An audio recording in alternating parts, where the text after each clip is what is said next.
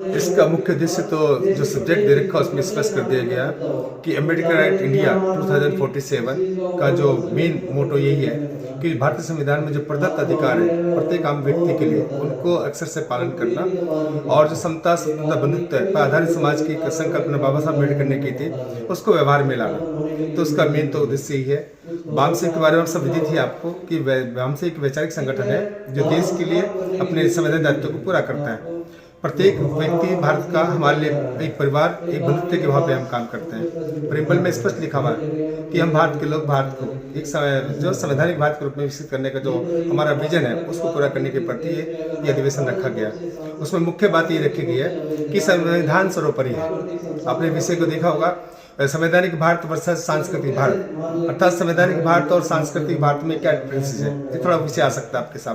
सामने स्पष्ट है कि संविधान में जो प्रदत्त सामाजिक व्यवस्था है वो समता स्वतंत्रता बंधुत्व पर आधारित है, जहाँ पे प्रत्येक भारत का नागरिक सभी संसाधनों का प्रयोग करके अपने स्वयं के डेवलपमेंट के साथ साथ भारत के विकास में सहायक बन सकता है। दूसरी ओर हम उस सांस्कृतिक भारत की बात कर रहे हैं जो जाति पर आधारित भारत है, वो किसी भी हालत में स्वीकार्य नहीं होगा।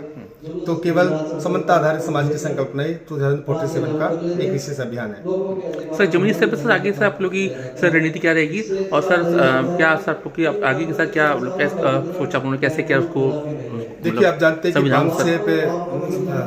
वामसेक के गांव तक जुड़ा हुआ एक अभियान है और आप हम सब उसके एक पार्ट हैं, हिस्सा हैं कि वामसेक किसी विशेष वर्ग के लिए भी नहीं एक्चुअल में बैकवर्ड एससी ओबीसी माइनॉरिटी को तो इसको घोषित करता ही है, इंडिकेट करता है, लेकिन जो समतावादी सामाजिक संकल्पना है वो महिलाएं हैं, बच्चे हैं, जो भी वीकर सेक्शन भारत के अंदर काम करता है उन सबके लिए काम करता है। तो हमारा केवल सिंपल एक लाइन का कार्यक्रम होता है कि अवेयरनेस थ्रू द कॉन्स्टिट्यूशन,